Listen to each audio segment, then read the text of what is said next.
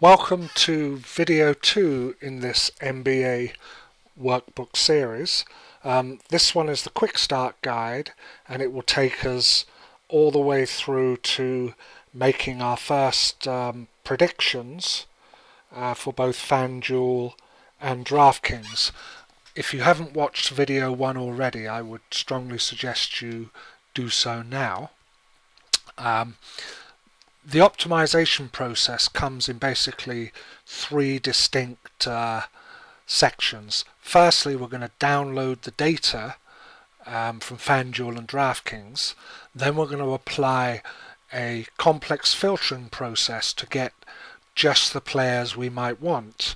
And finally, once we have the filtered data set, we are going to mathematically optimize that with the Excel solver.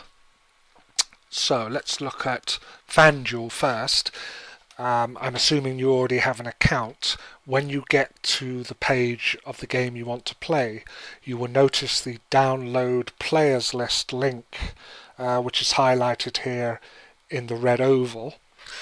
So you click on that, down comes the data file, which is a CSV file, into the downloads folder of your internet browser. Similarly, with Draftkings, the link is titled Export to CSV.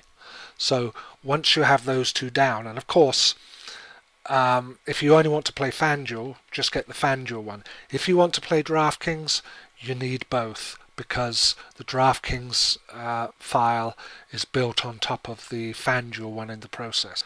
Okay, so now we open up the workbook that we prepared in video 1, and we go straight to import data.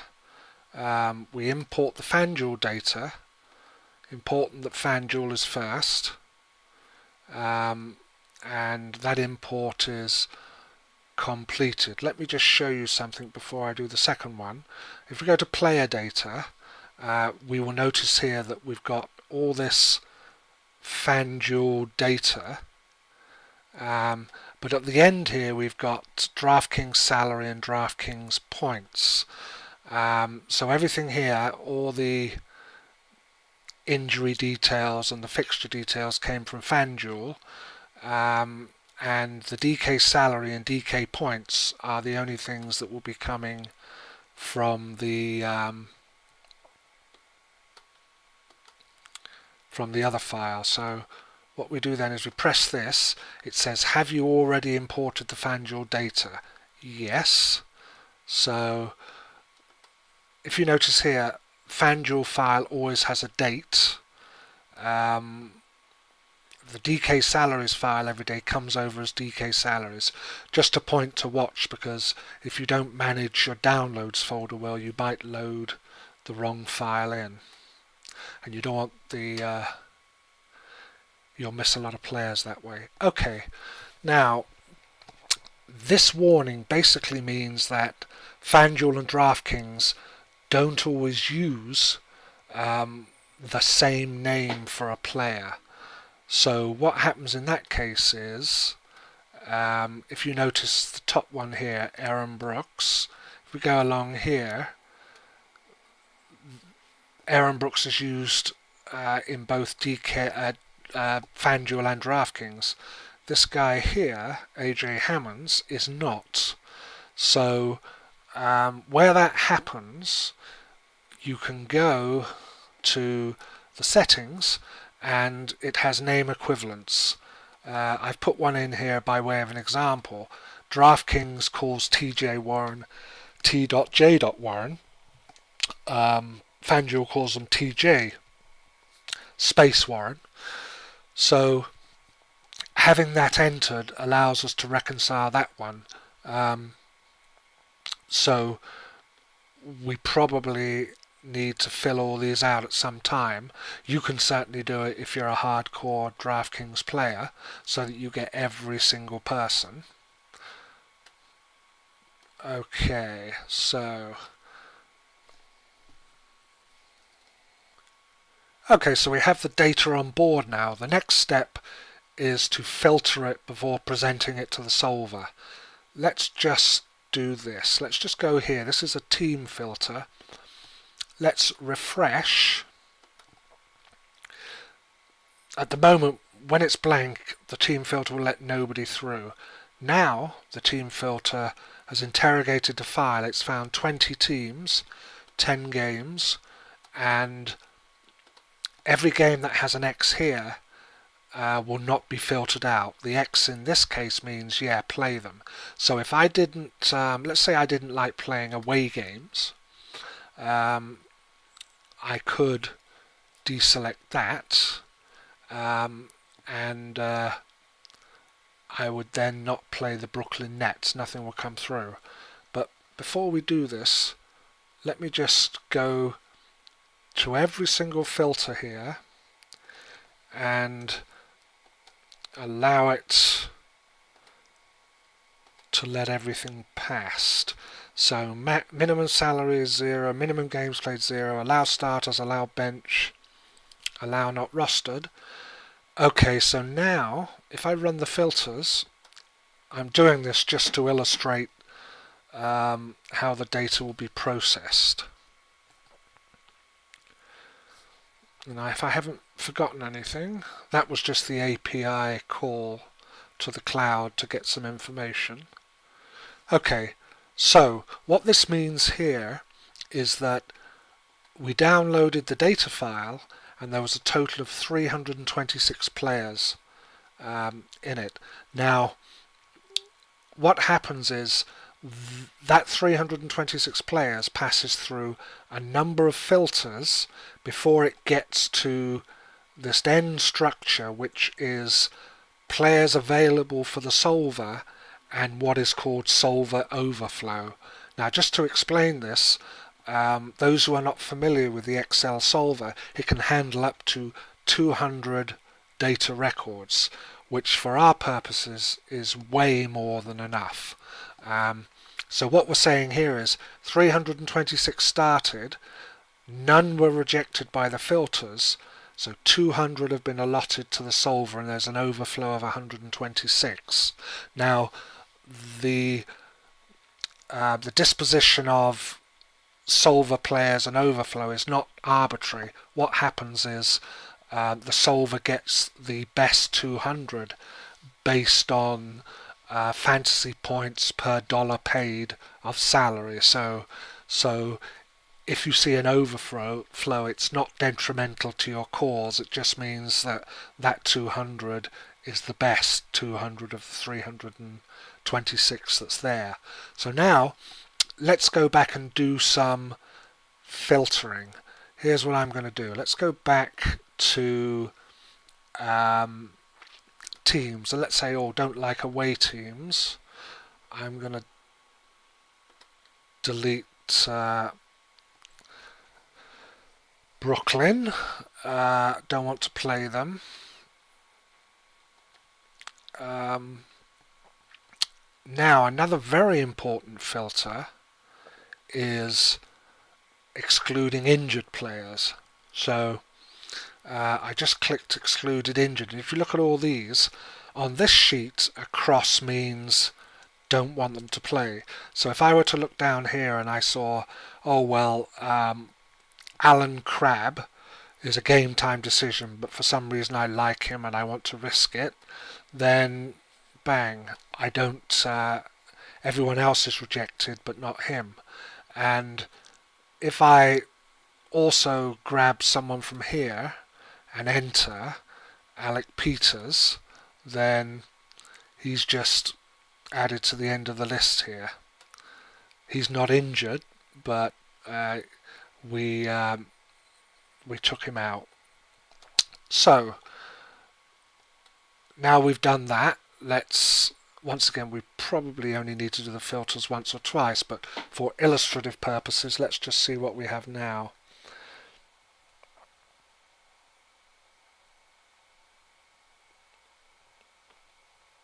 Okay, so of the 326, the team filter took 16, which left 44 for the excluded players filters, and it's now, we only have an overflow of 66. Now, note that number 44, and we'll show you another feature that you should be aware of. Let's go back to the solver and let's take allow not rostered. That's hardly rocket science. If they're not rostered, you probably don't want to play them. That's a big filter that takes a big chunk.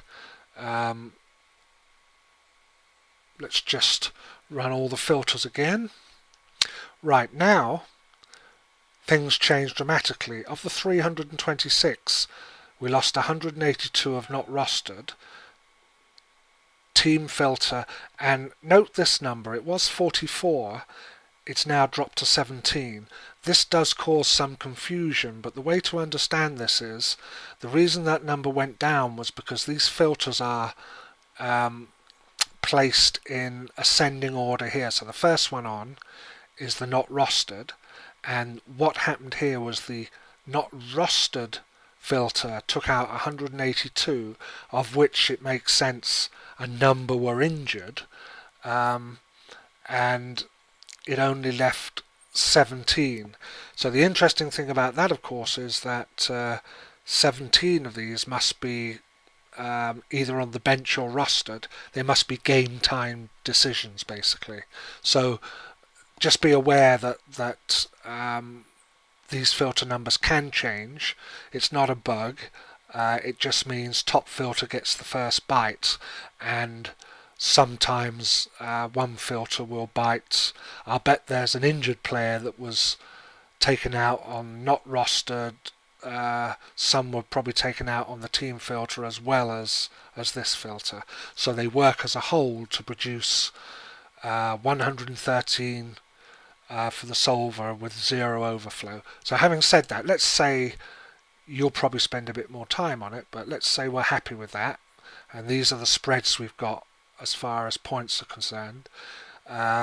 G's and F's don't apply to Fanduel, but these classifications do. Looks like a good spread. Let's run the solver. Okay, so the solver is now predicting that the optimum pick based on one player for each of these positions, a maximum of 60,000, a maximum salary of 6,000, the maximum projected fan points that can be produced is 296. So what I like to do is I like to copy that down, put it in the notepad for now, for future reference. Now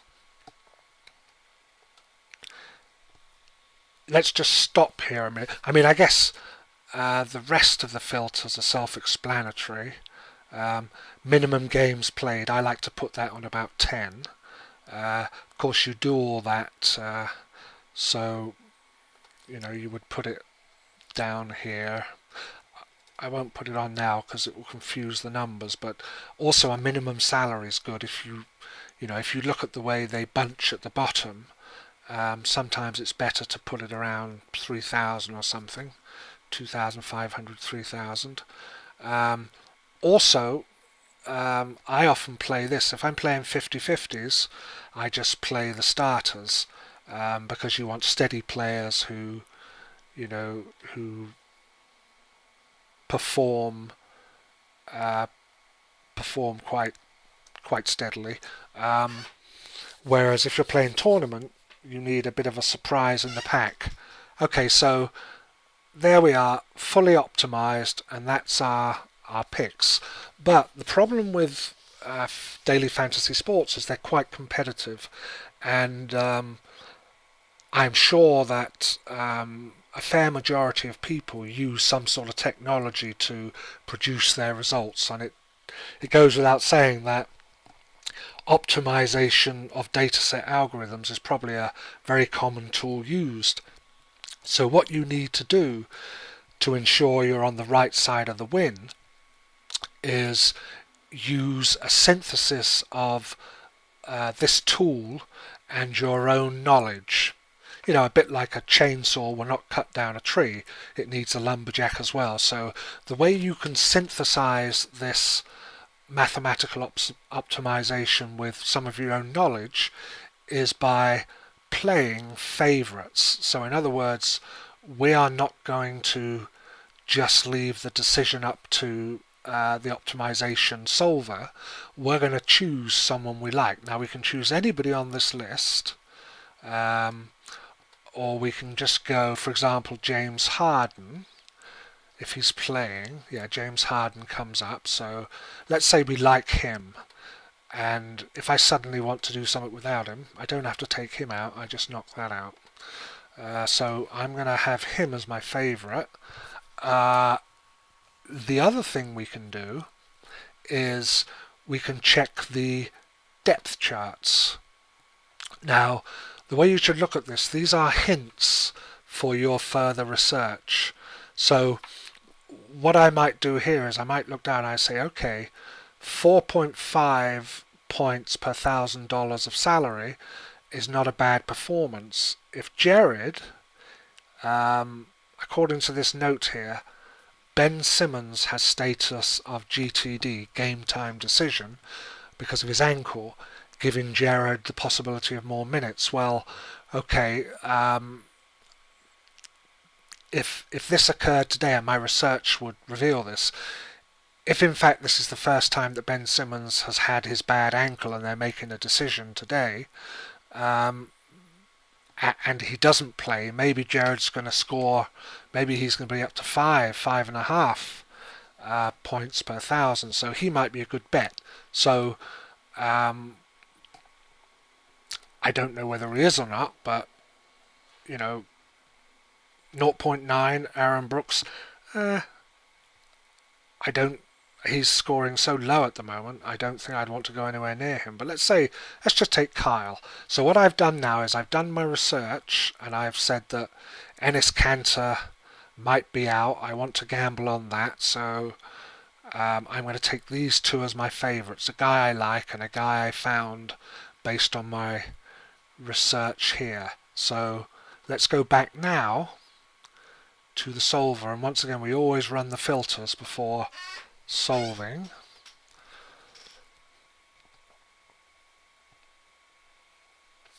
Okay, so now that's interesting. So the included players filter shows 1. I'm almost certain that's James Harden. The other guy I chose, for some reason, has been taken out by these filters. Maybe he's not rostered, maybe it's the team, maybe he's an excluded player, I don't know. But at this point I will be further researching that, because I'm not going to put any money on this. I'm just going to run the solver. Okay, so if we see now, I've got one favourite there and I've got another favourite there. The two favourites, James and Kyle, we picked. This result is giving me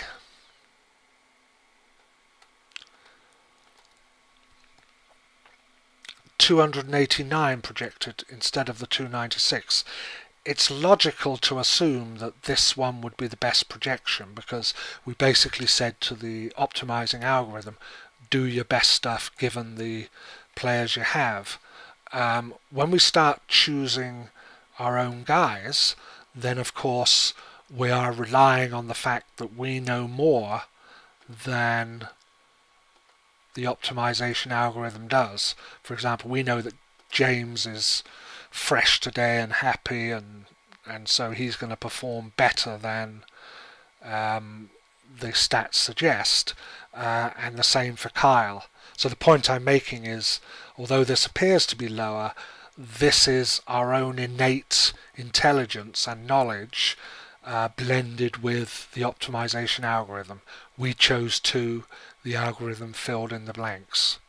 Okay, so that is essentially the way to play. I think we've done everything. Import data, player data, teams, exclusions, favorites, solver. Oh, right. Let's look now at how to play. Let's just take our favorites out, how to play Draftkings. So we simply go to the solver, and the reason I deselected our favorites was simply to show you that Draftkings is a bit more complex. Alright, so let's run the recalculation filter for Draftkings, and you'll notice that where was I? All these things have changed here, of course. Different salary cap, different positions. So okay, in theory, of course, we have the same players.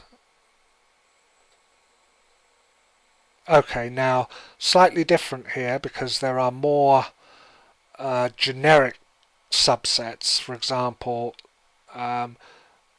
G can be an SG or a PG.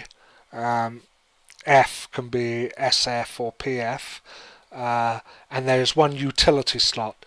Interesting thing here, without us picking as a favourite, James Harden made it through in the Draftkings. This is not uncommon because different players have different relative values on Fanduel and Draftkings, and in fact there's whole websites dedicated to that. But once again, this is the mathematical optimization algorithm saying this is your best shot. Right, so let's go back to home. That is basically how you make your predictions with Fanduel and Draftkings. Just a quick look at settings. We've discussed these, name equivalents, the error log. If you have trouble and it's starting to throw errors, please let us know. Force API updates. Oh, by the way, if you are getting errors, we patch on a regular basis. Just get a new sheet. Okay, this is forcing API updates. Generally, you don't have to do this, but if you find any need to do it, then that's how you can force the depth chart data and the lineup data. All the other API calls are manual, as we'll see in future videos. If you're familiar with the Excel solver, simplex, nonlinear and evolutionary will mean something to you. If you're not familiar, simplex is fine, just leave that the way it is.